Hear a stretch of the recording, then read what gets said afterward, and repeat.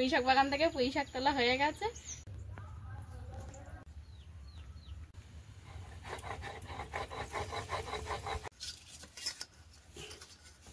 অল্প দেবে ভাত পরিমাণ।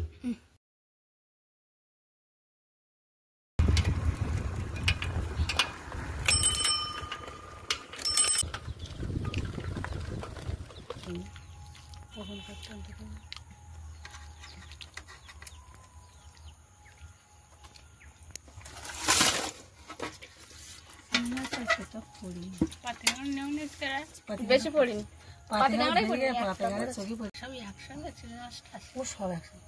আনার সময় সব একসঙ্গে আনা হয়, বাসার পরে কি আর অত ভাগে ভাগে তো পারতে হয় না। সাবধানে। কালকের এই কামড়ের একটা ওই নেয় না, তাহলে হাতা হাতা দেবি এখনো ব্যথা হাতে।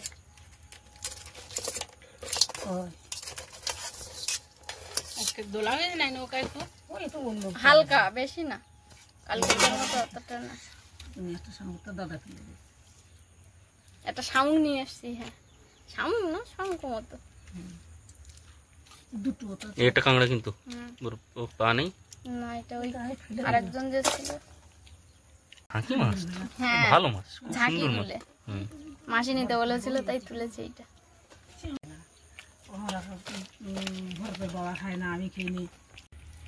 নমস্কার, আপনারা সকলে ভালো আছেন তো?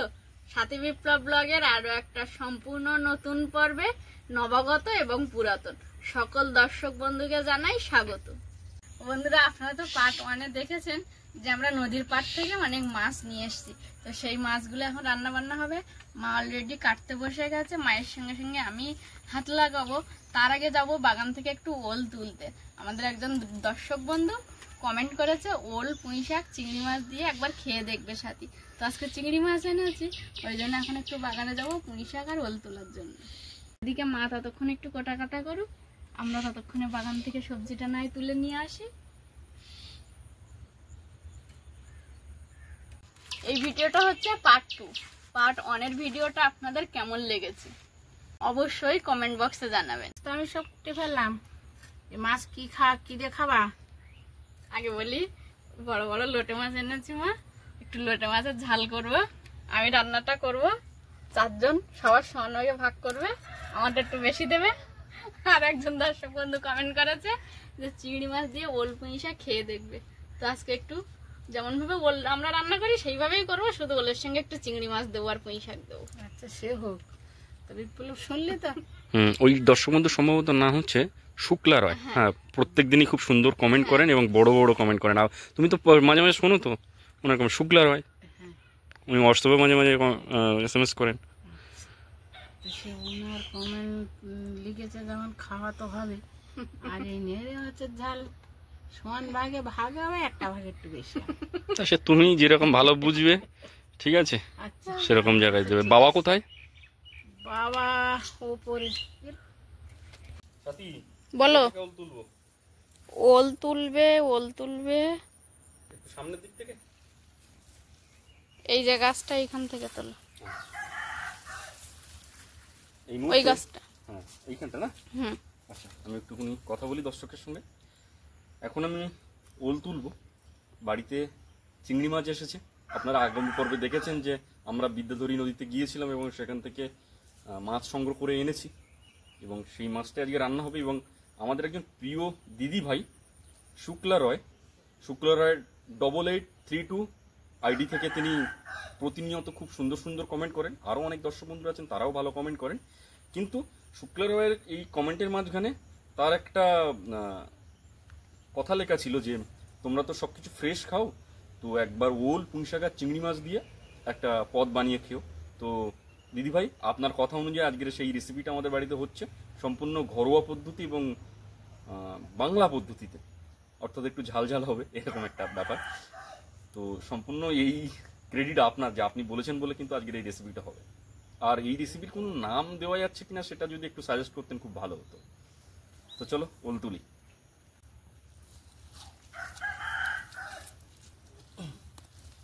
বাবা বাবা, ফাইন বড় হয়েছে। কত বড়?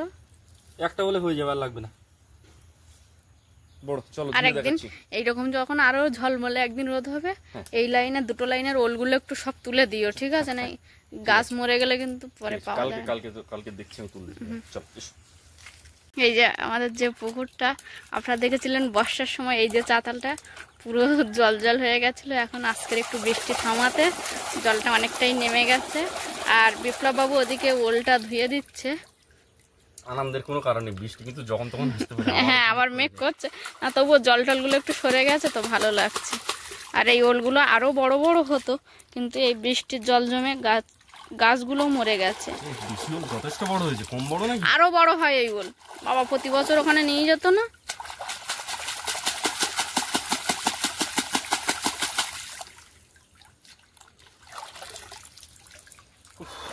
ভালোই বড়। ওমা না ওল তুই পুঁইশাক তুলতে হবে, চলো চলো চলো। আমি আবার একটু বাজারে যাবো, ধানের পোকা লেগেছে। চলো পুঁইশাক বাগানে চলে এসেছি পুঁইশাক তুলতে। পুঁইশাক বাগান থেকে পুঁইশাক তোলা হয়ে গেছে, এবার ওল পুঁইশাক আর চিংড়ি মাছের রেসিপি হবে।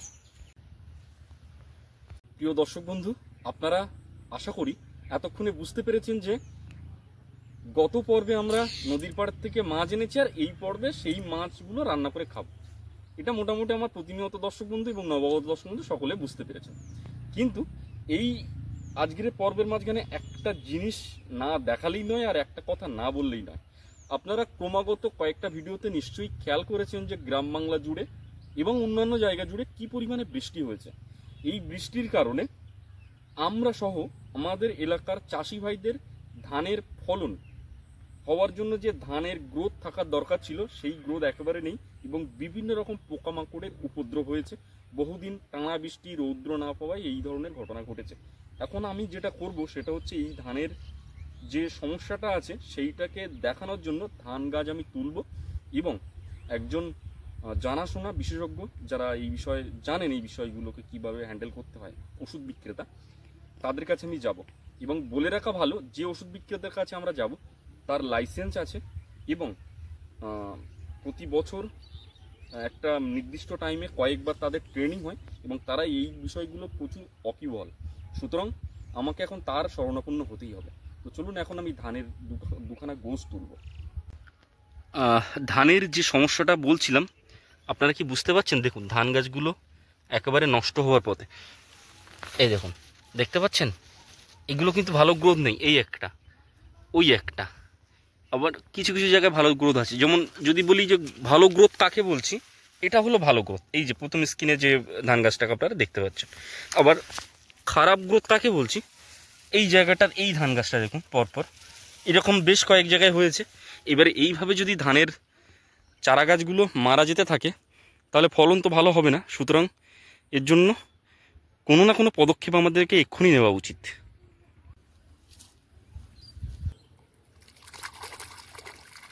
দুখানা তুলে নিচ্ছি সাথে।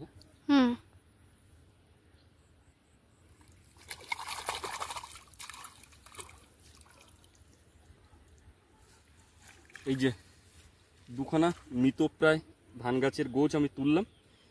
এখন এটা ট্রিটমেন্ট হবে এই কারণে যে এমনও তো হতে পারে যে এই রোগটা সমস্ত জমিতে ছড়িয়ে গিয়ে হয়তো একেবারেই ফসল হবে না, তার থেকে অগ্রিম আমাদের চিন্তাভাবনা নেওয়া উচিত, সেই জন্য এটা করছি। সাথী, তুমি ছাগল ছানাগুলো নিয়ে এসো, আমি ততক্ষণে বাজার থেকে ঘুরে আসছি। হ্যাঁ হ্যাঁ ঠিক আছে।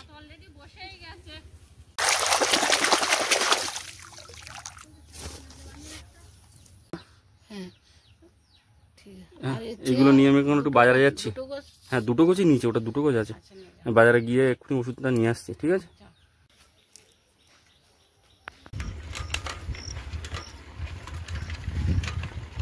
দাদা কেমন আছো? এখন সমস্যাটা হচ্ছে এই ধানের চারা নিয়ে এসেছি, ঠিক আছে? তোমাকে এখন একটু দেখে, দুখানা গোছ আছে, ঠিক আছে? দেখে বলতে হবে যে কি অবস্থা হয়েছে, কি সমস্যা। আচ্ছা, তো এর উপরে রোগ নির্ণয় করে কি ওষুধপত্র দিলে হয় তুমি দাও। প্রিয় দর্শক বন্ধু, আপনাদেরকেও প্রসঙ্গত জানিয়ে রাখি যে কথাটা আগেও বললাম যে আমাদের বাজারে এই ধরনের যে সমস্ত ওষুধ বিক্রেতারা আছেন যারা ধান শাকসবজির ওষুধপত্র বিক্রি করেন, হ্যাঁ, খোলা পচা, আচ্ছা ঠিক আছে। তো এর জন্য কি ওষুধ দিলে হয় দাও? আচ্ছা আচ্ছা, এই সমস্যা শুধু আমাদের না, তোমার কাছে আরও অনেক কাস্টমার আসছে বা অনেক চাষি ভাইরা আসছে যারা? আচ্ছা, এটা কি ওই শুধু মানে অনেক বৃষ্টির কারণে হলো? বর্ষার জন্য, অতিরিক্ত বর্ষার জন্য আচ্ছা, জলটা বেশি হয়ে গেছে, গাছটা পুরো ডুবে গেছিল তো, হুম, আর সার মারা হয়েছে তো, মারার সঙ্গে সঙ্গে বৃষ্টি হয়েছে সেই জন্য। সমস্যাটা দেখা দিয়েছে। আচ্ছা ঠিক আছে। দাদা ভাই এখন আমার মায়ের সঙ্গে একটু ফোনে কথা বলে নিচ্ছেন, আর একটু পরামর্শ করে নিচ্ছেন। আর আমি যে প্রসঙ্গটা বলছিলাম, এই ধরনের ওষুধ বিক্রেতা যারা ধানের বা শাকসবজির ওষুধ বিক্রি করেন, এনাদের অবশ্যই লাইসেন্স থাকতে হয়, এনারও আছে, এবং এনাদের অভিজ্ঞতা থাকতে হয়, এনাদের ট্রেনিং করানো হয়। তো সেই জায়গা থেকে এনাদের উপরে আমরা সহ আমাদের এলাকার সকল কৃষক বন্ধুরা ভরসা করেন, এবং এনাদের যে অভিজ্ঞতা সেই অভিজ্ঞতা দিয়ে যে সমস্ত ওষুধপত্র এনারা দেন সবটাই কিন্তু সঠিকভাবে কাজে লাগে। আচ্ছা আচ্ছা ঠিক আছে, আমি ওষুধ দিচ্ছি। ওষুধটা বিকেলবেলা কি এখন ওয়েদার ভালো দিকে করতে হবে, কারণ বর্ষা হলে তো আবার ধুয়ে যাবে। এটা কি আমরা নিচ্ছি? আচ্ছা, এটা কি দিলে? হ্যাঁ,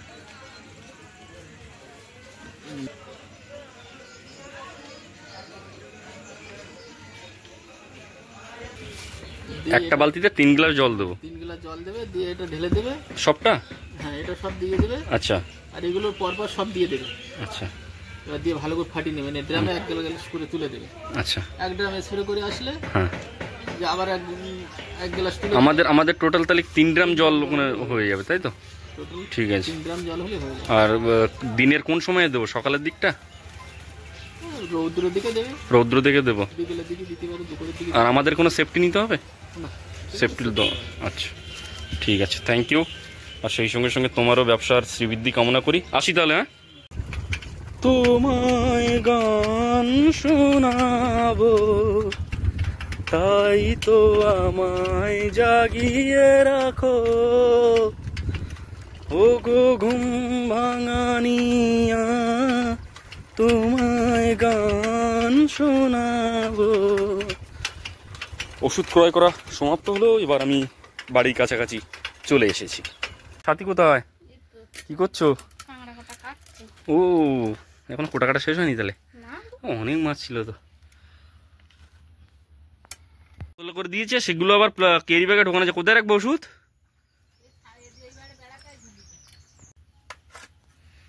মা কিন্তু কোটা কাটা করে রেডি করে ফেলেছে। বাহ, খুব সুন্দর দেখাচ্ছে তো মাছ কাটার পরে মা।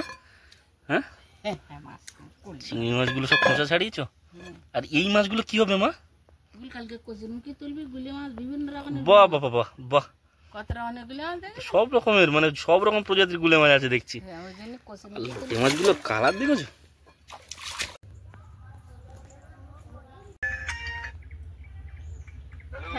কি করছো? আমি এই পেঁয়াজ লঙ্কা কাটছি, রান্না বসাবো। তাই ওয়েদার কেমন তোমাদের?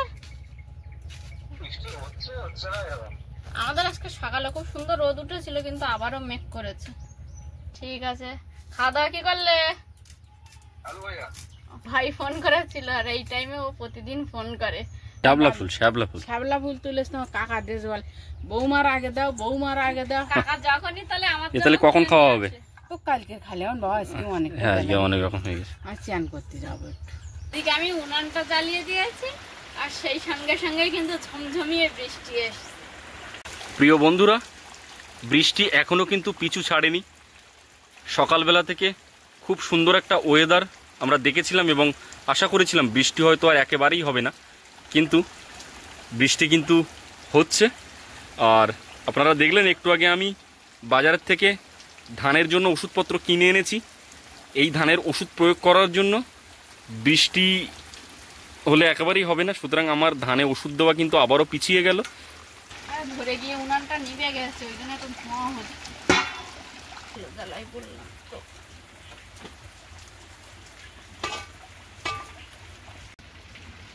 বাবা ধরেছে এবার।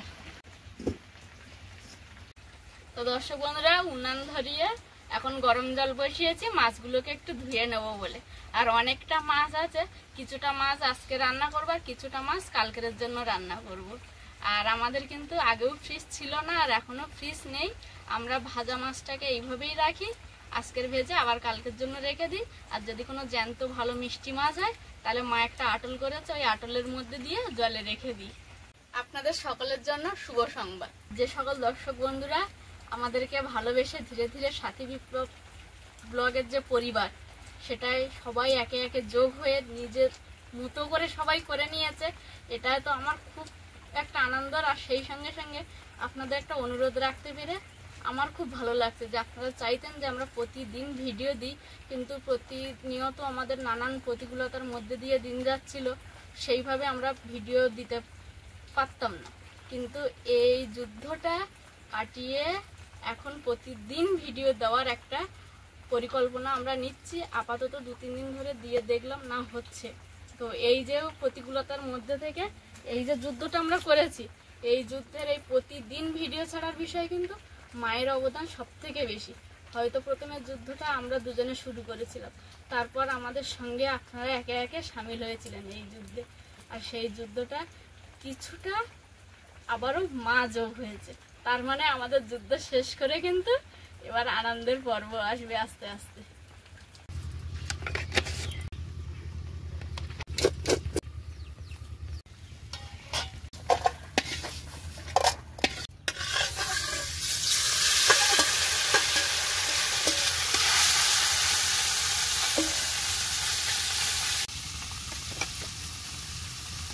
এখনো মাছ ভাজতে একটু দেরি হবে, আর আমরা এই যেভাবে আজকের মাছ ভেজে রেখে দিচ্ছি, এরকম কিন্তু এখনো অনেকের বাড়ি এইভাবেই মাছ রাখা হয়।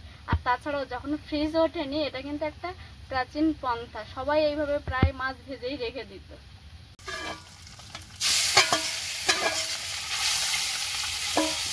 এ কথা বলবার একেবারেই অপেক্ষা রাখে না, দুটো কড়াইতে মাছ ভাজা চলছে এখনো। এই এক প্রকারের মাছ, এখানে চিংড়ি, এখানে লোটে, আর এখানে কাঁকড়া ভাজা হয়ে গেছে, তো সময় একটু তো লাগবেই। এটা এগুলো সেই গুলে মনে হয় না? হ্যাঁ, গুলে আর একটা কি পেন্সিল মাছ। হ্যাঁ হ্যাঁ, ওই গুলেরই প্রজাতি। এদিকে কিন্তু দেখতে দেখতে এক খোলা মাছ আমার ভাজা হয়ে গেল।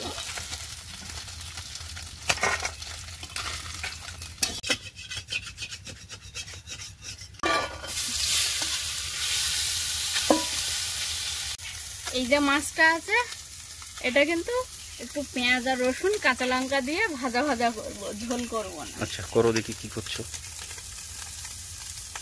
আচ্ছা এই মাছটা তাই তো?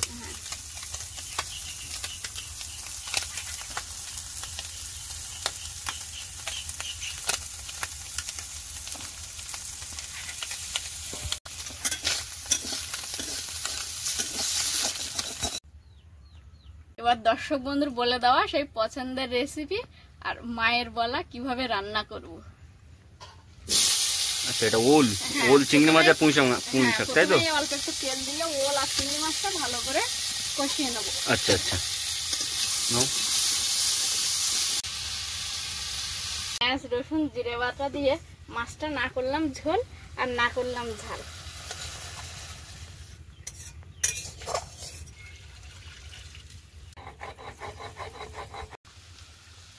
ওলটা কষাই হয়ে গেছে।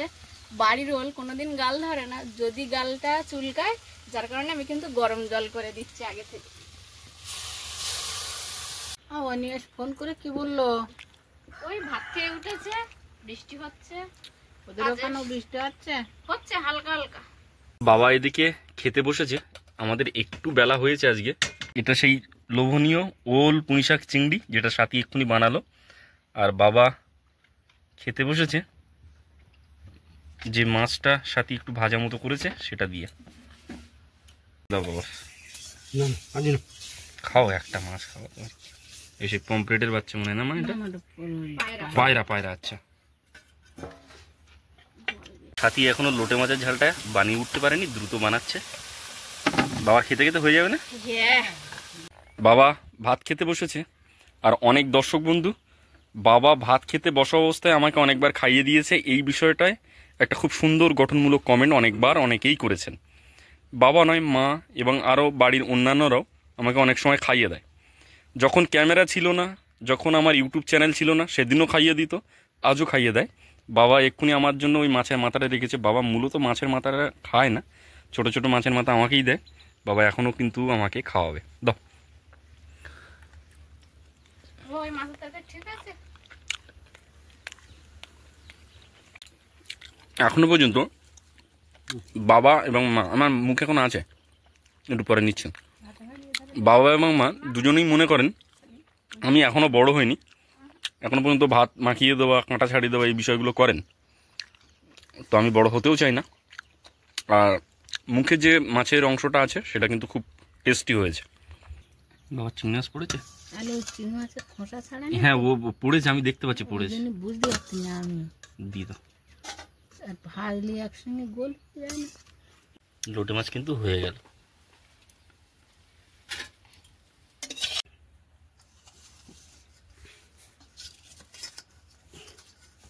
অল্প দেবে, ভাত করবেন। সেটা হ্যাঁ, এক্ষুনি লামানো হয়েছে তো ওই জন্য একটু গরম। খেয়ে দেখি কিরকম লেগেছে। খেয়ে দাও।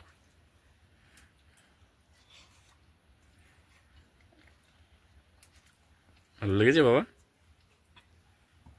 খুব সুন্দর লেগেছে। ভালো লাগবে তো, টাটকা মাছ, কাঠের জেলে রান্না। আর শীত সকাল নিয়ে আসা হলো হ্যাঁ নদী থেকে। হ্যাঁ, সেটা আমার দর্শক বন্ধুরা আগের পর্বে দেখেছে, সকালবেলা আমরা নিয়ে এসেছি। এই দাঁড়া, বাবা আমাকে ভাত দিচ্ছে লোটে মাছ দিয়ে। দাও।